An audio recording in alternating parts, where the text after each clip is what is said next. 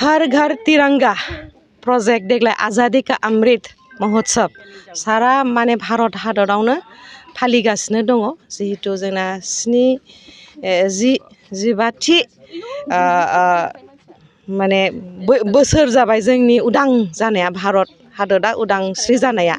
आरो दिनै जोङो बयबो गोग्गानानै जोंखौनो भारतीय हादोरनि माने नागरिक होननानै जोङो प्राउड फिल खालामो जोंखौनो गोग्गानानै लायो जों समाजनि थाखाय जों हारिनि थाखाय जोंनि देशनि थाखाय मावनो ओंखारदों जोङो सोद्रोमा हिसाबै आरो जोङो मावलांगोन आरो दिनै जोङो हर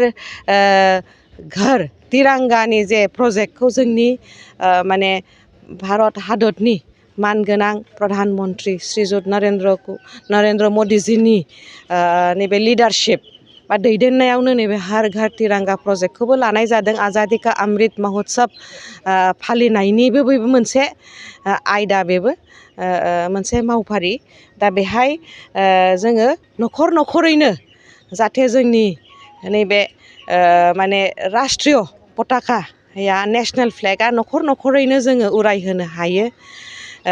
बेनि थाखाय जोंनि सेल्फ हेल्प ग्रुपआ माखासे माने मावफारि लादों बा माखासे प्रजेक्ट्स लादों बे सुनायाबो जोंनि माने क'क्राझार मिउनिसिपाल बर्डनि सिङावहाय जेसेबांखिनि एरिया लेभेल फेडारेसन बा NULM माने नेशनेल आर्बान लाइभलिहुड मिशननि सिङाव जेसेबां सेल्फ हेल्प ग्रुप्स दङ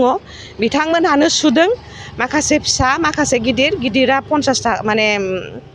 50 रां 50 रुपिस आरो फिसाया 30 रां 30 रुपिस दा दिनै जोङो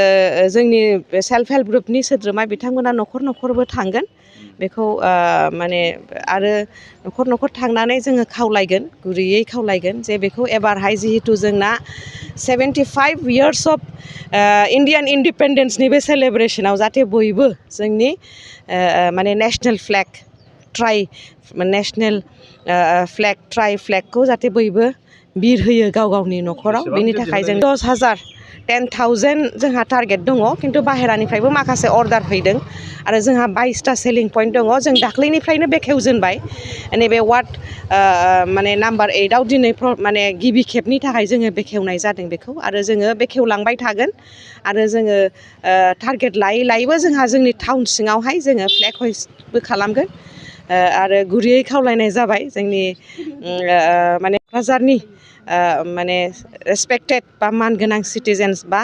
थागिबि बिथांमोनखौ जाहाथे बिथांमोनहाबो नैबे जोंनि नेशनेल फ्लेगखौ इन्डियान नेशनेल फ्लेगखौ गावनि न'खराव लागायो आरो माने भारतीय बा भारत हादरनि नागरिक हिसाबै बयबो गावखौनो गोग्गानानै लायो आरो समाजनि थाखाय जाहाथे बयबो मावनो ओंखारो आरोखि